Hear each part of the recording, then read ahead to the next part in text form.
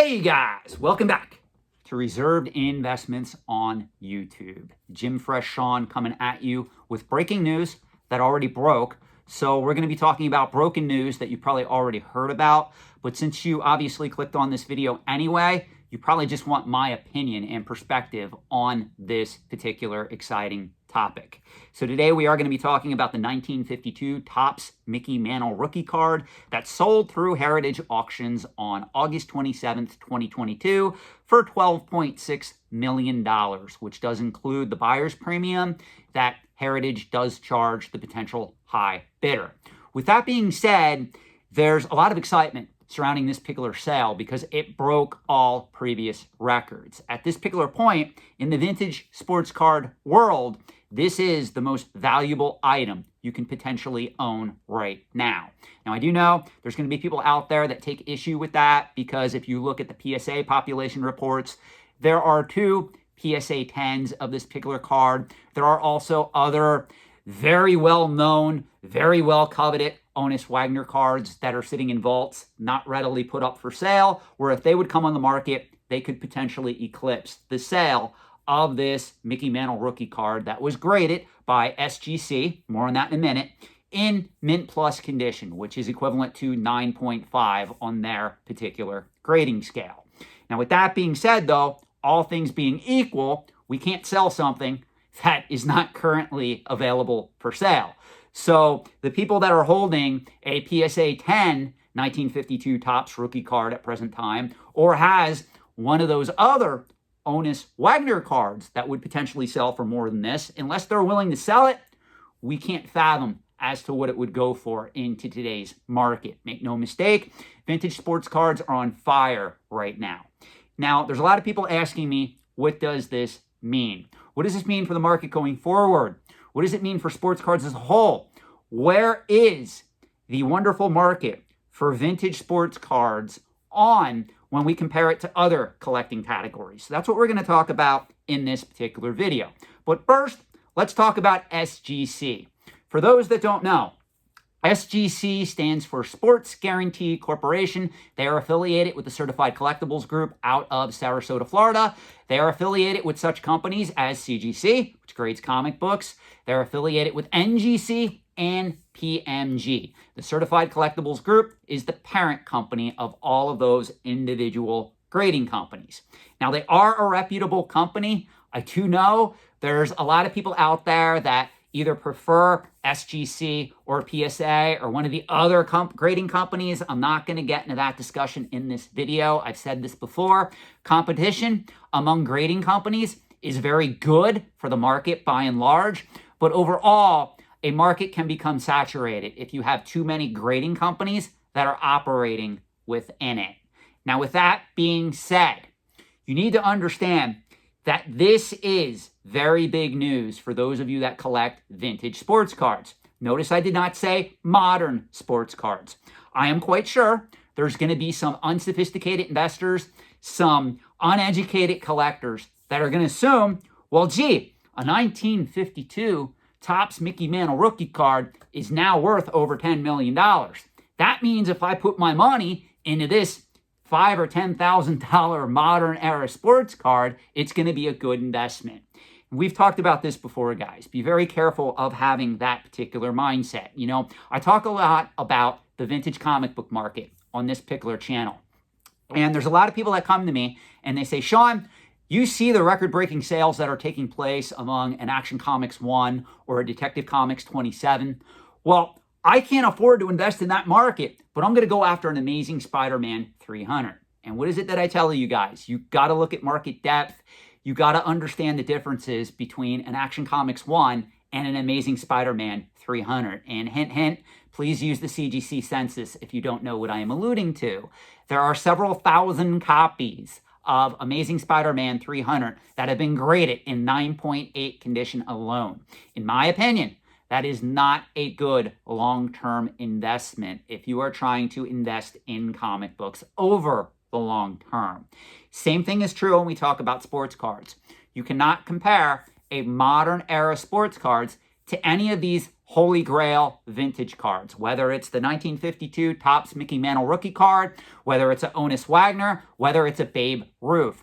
These markets are quite different from one another. It's just like, going back to the comic book example, those of you that invest in high profile golden age comic books because you have the money and the means to do so, versus somebody that invests in Bronze Age, Copper Age, modern era comic books. Can you make money in both markets?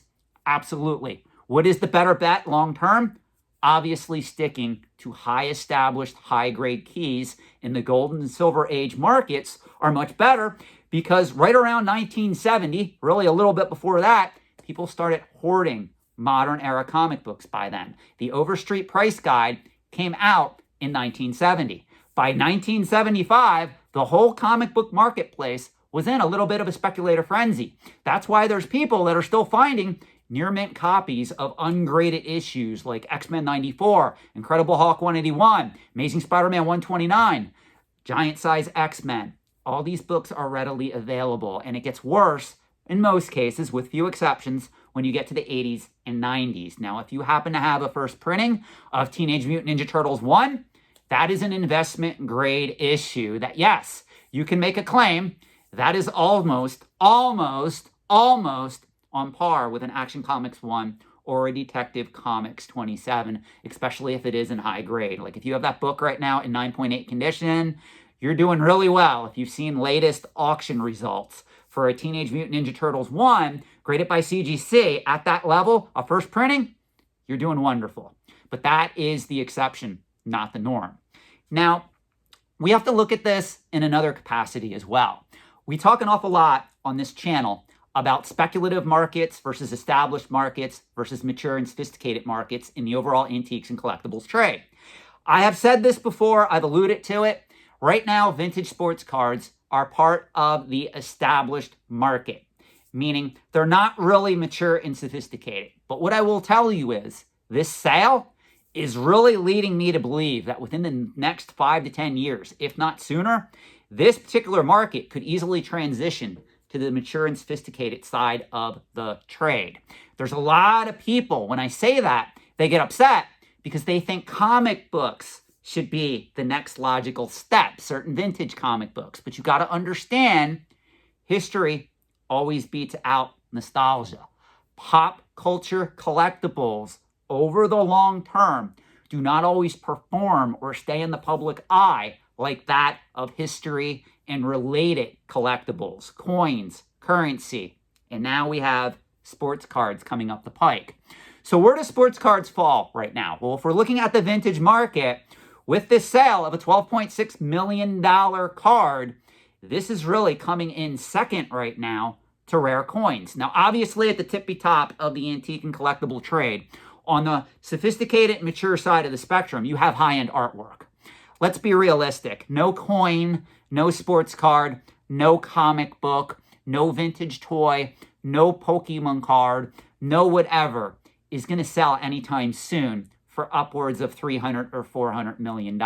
And that's really what you would need to even have a chance at striking the top tier market of high-end art. And that's not likely to happen. With coins, we had a sale literally about a year, 2 years ago for close to $19 million. You can go research that particular sale. It was legit. With that being said, coins are still king in that realm. Sports cards have not yet caught up to coins. If this market keeps going in this direction, though, and again, I'm referring to vintage cards only here, guys, not modern era cards. Please don't try to combine these. Look at this from a micro level, where we're looking at sports cards, we're looking at vintage cards over here, and we're looking at modern cards over here. If you were to peel off the vintage and the antique cards, this market is transitioning almost to a mature and sophisticated market. And these are exciting times that we are living in. Now, with that being said, I have to give you one drawback if you are operating in this market. Fundamentally, vintage sports cards and sports cards by and large are culturally relevant to the territory or location of which they take place and have precedence. So what I mean by that is mainly American collectors, are going after sports cards. And you can even make that argument for certain other collecting markets that we're not going to be talking about in today's video. However, what that means is when you go to sell this particular item, most of the people that are going to be bidding on it are going to be either located in America or from America. The one thing that comic collectors and certain pop culture collectibles, when we talk about Pokemon, even Magic the Gathering to a certain extent, Star Wars, vintage toys, the one thing that those individuals have going for them is it's quite possible that individuals that are successful in China or Hong Kong or Japan or Europe, they would be interested in bidding on a vintage Star Wars toy or a vintage Batman comic book or a Pokemon card or something of that nature. Whereas when we compare that market to sports cards, not a lot of people living in China, Hong Kong, Singapore, United Kingdom, Europe, Russia, Australia are going to be bidding on a 1952 Topps Mickey Mantle sports card. Now, that's not a bad thing necessarily, as we just saw, because this price still hit $12.6 million. But you have to keep that in the back of your mind if you are investing in these markets, because if the U.S. economy does slow down and you're investing solely in a market that caters to those type of collectors and investors, if something like this does come up for bid, again, if the overall economy isn't doing well, it could potentially hurt the value in the final auction of the piece, especially if you are the consignor. So that is something that you do have to take note of. We are going to cover that more as we get further along in this channel, teaching the basics of how to appropriately evaluate investments in the antiques and collectibles trade. So please stay tuned for those videos that are in progress, meaning I am working on them. It's just been slow in coming. Now, with excuse me.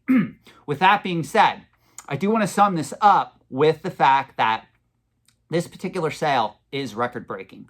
Regardless of what your take is on this market, regardless of if you're like me, I'm not really in the sports cards. I do follow the market. I understand the market. I had a mentor who was really big in this market. As a result, he passed on a lot of his knowledge to me.